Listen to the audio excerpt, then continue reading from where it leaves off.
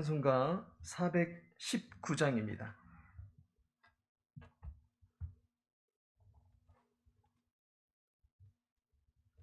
419장입니다. 주 날개 및 내가 편안히 쉬네. 주 날개 및 내가 편안히 쉬네. 밤 깊고 비바람 불어쳐도 아버지께서 날 지켜주시니 거기서 편안히 쉬리로다. 주 날개 밑 평안하다. 그 사랑 끊을 자니뇨. 주 날개 밑 내 쉬는 영혼 영원히 거기서 살리. 주 날개 밑 나의 피난처 되니 거기서 쉬기를 원하노라. 세상이 나를 위로치 못하나 거기서 평화를 누리리라. 주 날개 밑 평안하다. 그 사랑 끊을 자니뇨. 주 날개 밑 내 쉬는 영혼 영원히 거기서 살리. 주 날개 밑 참된 기쁨이 있네. 고달픈 세상 길 가는 동안 나 거기 숨어 돌보심을 받고 영원한 안식을 얻으리라. 주 날개 밑 평안하다. 그 사랑 끊을 자니뇨. 주 날개 밑 내 쉬는 영혼 영원히 거기서 살리. 열왕기상 2장입니다.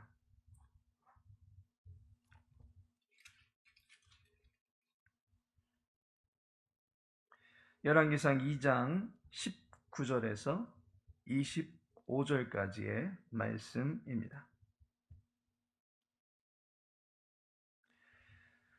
열왕기상 2장 19절에서 25절까지 우리 함께 읽도록 하겠습니다.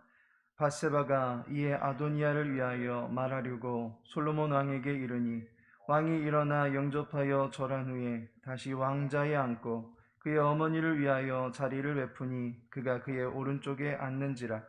밧세바가 이르되 내가 한 가지 작은 일로 왕께 구하오니 내 청을 거절하지 마소서. 왕이 대답하되 내 어머니여 구하소서. 내가 어머니의 청을 거절하지 아니하리이다. 이르되 청하건대 수넴 여자 아비삭을 아도니아에게 주어 아내로 삼게 하소서. 솔로몬 왕이 그의 어머니에게 대답하여 이르되 어찌하여 아도니아를 위하여 수넴 여자 아비삭을 구하시나이까. 그는 나의 형이오니 그를 위하여 왕권도 구하옵소서. 그뿐 아니라 제사장 아비아달과 수르야의 아들 요압을 위해서도 구하옵소서 하고 여호와를 두고 맹세하여 이르되 아도니아가 이런 말을 하였은즉 그의 생명을 잃지 아니하면 하나님은 내게 벌 위에 벌을 내리심이 마땅하니이다. 그러므로 이제 나를 세워 내 아버지 다윗의 왕위에 오르게 하시고 허락하신 말씀대로 나를 위하여 집을 세우신 여호와께서 살아계심을 두고 맹세하노니 아도니아는 오늘 죽임을 당하리라 하고 여호야다의 아들 브나야를 보내매 그가 아도니아를 쳐서 죽였더라. 아멘. 오늘 본문의 말씀을 통해서 죽임을 당하리라 라는 제목으로 함께 은혜 나누고자 합니다. 열왕기상 2장 12절을 보시면 나라가 심히 견고하니라 라고 말씀하고 있습니다. 여호와의 말씀에 의해서 차곡차곡 세워져 나간 다윗 왕조가 매우 견고해졌다라고 말하고 있습니다. 왕위의 바통을 이어받은 솔로몬 왕조 역시 언약으로 세워졌기 때문에 심히 견고해진 나라가 되었습니다. 성경을 보면 나라를 세움도 그리고 나라를 유지하고 부강케 함도 모두 다 여호와 하나님의 은혜이다라고 하는 것을 알게 됩니다. 따라서 솔로몬 왕조는 이제 여호와의 은혜로 견고해져 가는 왕조가 되었습니다. 그런데 이때에 아도니아가 밧세바에게 찾아와서는 한 가지 청을 합니다. 그리고 솔로몬 왕에게 대신 말해달라고 말합니다. 밧세바가 아도니아의 청을 어떻게 합니까? 21절에 보니까 이르되 청하건대 수넴 여자 아비삭을 아도니아에게 주어 아내로 삼게 하소서. 밧세바가 솔로몬에게 찾아가서는 아도니아를 대신해서 그의 부탁사항을 전합니다. 그 순간 문제가 발생합니다. 이 말을 들은 솔로몬의 반응이 예사롭지가 않습니다. 22절에 보니까 솔로몬 왕이 그의 어머니에게 대답하여 이르되 어찌하여 아도니아를 위하여 수넴 여자 아비삭을 구하시나이까? 그는 나의 형이오니 그를 위하여 왕권도 구하옵소서. 그뿐 아니라 제사장 아비아달과 수루야의 아들 요압을 위해서도 구하옵소서 하고 라고 말씀하고 있습니다. 솔로몬 왕이 아비삭을 아내로 달라고 구했던 아도니아의 청을 듣고서는 심상치 않은 반응을 보입니다. 아도니아를 대변해주는 어머니 밧세바에게 차라리 그에게 왕권을 주라고 하시지요 라고 말할 정도로 감정이 매우 격분되어 있는 것을 보게 됩니다. 더 나아가서 그가 왕이 되면 곁에서 보필해야 될 사람도 필요할 테니 아비아달 제사장과 군대장관 요압도 일할 수 있게 자리를 마련해달라고 하시지요 라고 말하고 있습니다. 어머니 밧세바에게 매우 냉정하고 인색하게 느껴질 정도의 모습을 보이고 있는 것을 보게 됩니다. 그런데 18절에 보면 그의 어머니를 위하여 자리를 베푸니 그가 그의 오른쪽에 앉는지라 라고 말하고 있습니다. 솔로몬 왕은 어머니에게 막대하는 그러한 자식은 아니었다라고 하는 것입니다. 어머니를 매우 공경하고 있는 왕이었습니다. 왕비인 어머니를 극진히 높여드렸던 왕이었습니다. 그런 그가 아도니아를 위해서 말을 전하고 있는 밧세바 곧 그의 어머니에게 왜 이토록 냉정하게 말을 하고 있는 것일까요? 한편으로는 다윗의 노년에 젊은 처자를 왕실에 들여놓았는데 그녀가 제대로 된 결혼 생활도 하지 못하고 평생을 독수 공방을 해야 될 처지이니 그냥 수넴 여자 아비삭을 아도니아와 짝을 이루어 살게 해주면 좋지 않겠느냐라고 생각해 볼 수도 있을 것입니다. 그게 뭐 그렇게 경로할 정도의 부탁인가라는 그런 생각이 들 수도 있을 것입니다. 그러나 이 부탁의 이면에는 여호와의 왕국을 무너뜨리려고 하는 또 다른 저희가 숨겨져 있다라고 하는 것을 알아야만 할 것입니다. 성경 주석가인 카일과 역사의 아버지라 알려진 헤로도토스에 의하면 고대인들은 죽은 왕의 처첩을 소유하는 것은 왕위가 자신의 것이다 라고 주장하는 것이다 라고 하는 것을 의미한다라고 말하고 있습니다. 수넴 여자 아비삭은 다윗의 노년에 왕실에 들인 다윗의 후처입니다.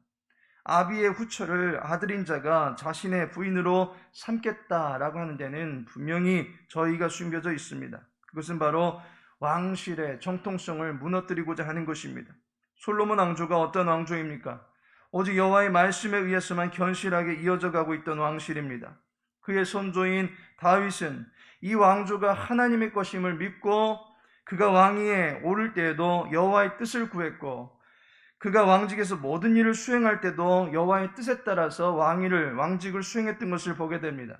때로 여호와의 뜻대로 하지 못한 일에 대해서는 철저하게 회개하면서 왕실의 성결함을 유지해 왔습니다. 그런데 지금 아도니아의 청은 여호와의 언약의 말씀을 위배하는 죄악의 씨앗을 이 왕실 가운데 심어놓는 것과 같은 것입니다.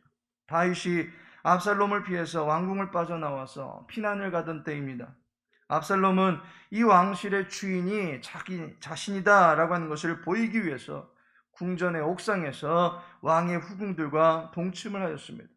이로 인하여 압살롬은 아비의 권자를 찬탈한 반역의 죄로서 아비와의 관계를 일그러뜨린과 동시에 율법이 분명히 금지하고 있는 아비의 하체라 할 수 있는 아비의 부인을 범함으로써 여호와와의 관계도 무너뜨려 버린 채 왕궁을 침탈한 사악한 지도자가 되었던 것을 보게 됩니다.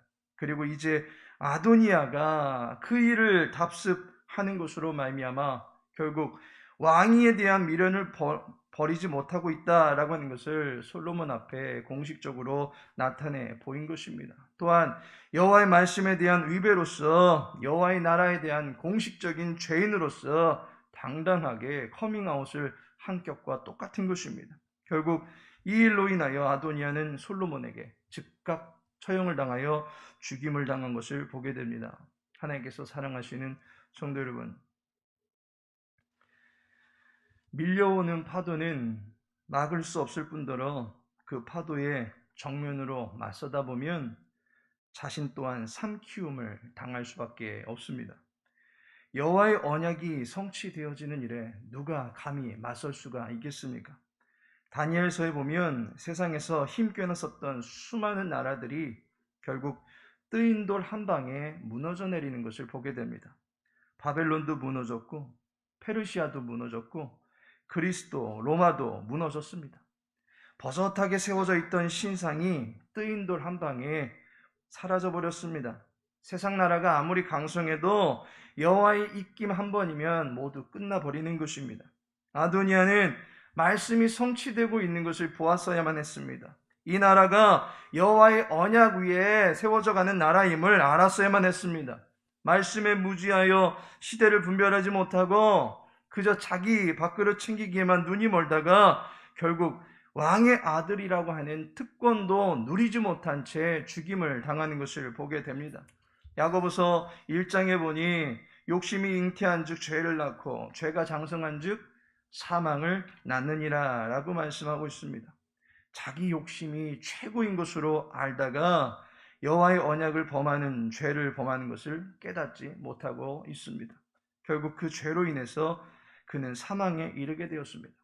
욕심은 우리의 눈을 멀게 합니다. 죄에 대한 분별력을 마비시키고 죄에 대해서 무감각해지게 만듭니다. 결국 우리의 영혼을 죽음에 이르게 하는 것이 욕심입니다. 만일 아도니아가 그의 욕심과 미련을 포기했다면 어떻게 되었겠습니까? 그저 왕의 맏아들이라고 하는 그의 품위를 지키고 여호와의 나라의 공동체로서의 언약 질서에 순응하고 본분을 지켰다면 또 다른 인생의 기회를 얻고 살게 되었을 것입니다.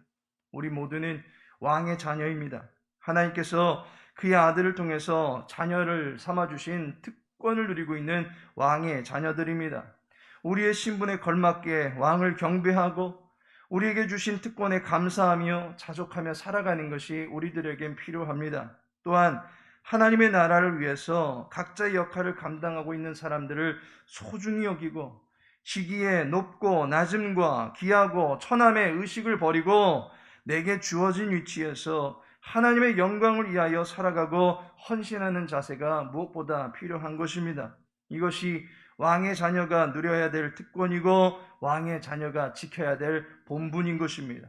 바라기는 우리를 왕의 자녀로 삼아주신 하나님께 감사하며 오늘도 우리에게 주어진 삶의 자리에서 하나님의 영광을 위하여 성실하고 진실하게 살아갈 수 있는 저와 여러분 그리고 우리 광명 창성교회 모든 믿음의 권속들 되시기를 예수님의 이름으로 축복합니다. 다 같이 기도합니다. 아버지 하나님, 이 새벽에 우리의 영혼을 깨워주시고 주님의 왕궁으로 불러주심에 감사를 드립니다. 왕의 자녀가 되어서 하나님께서 주신 은혜의 특권을 가지고 담대하게 부르짖을 수 있는 복된 주의 자녀들 될 수 있도록 인도하여 주옵소서. 우리의 기도 가운데 일하실 하나님으로 인해서 감사와 기쁨이 넘치게 될 앞날을 기대하는 믿음으로 기도할 수 있는 복된 심령들 다 될 수 있도록 도와주옵소서. 하나님의 나라가 우리의 가정과 교회와 민족 위에 거룩하게 서가는 것을 기뻐하되 그 일에 우리 모두가 의의 도구로 사용되어지기를 간절히 소망하며 살아갈 수 있도록 도와주옵소서. 주의 교회를 통해서 하나님 아버지의 긍휼과 사랑이 이 지역에 전해지게 하여 주시고, 주의 교회 안에 있는 모든 믿음의 공동체 한 분 한 분을 소중하게 여겨주시되, 특별히 우리들의 자녀들이 왕의 자녀로 살아갈 수 있도록 말씀으로 길러주시고, 약함 중에 부르짖는 환우들은 주님의 긍휼 가운데 돌보아 주옵소서. 그러하며 치유의 기쁨을 맛볼 수 있는 모든 지체들 될 수 있도록 은혜 베풀어 주옵소서. 오늘 하늘의 모든 삶을 주께 의탁하오며 예수님의 이름으로 기도합니다. 아멘.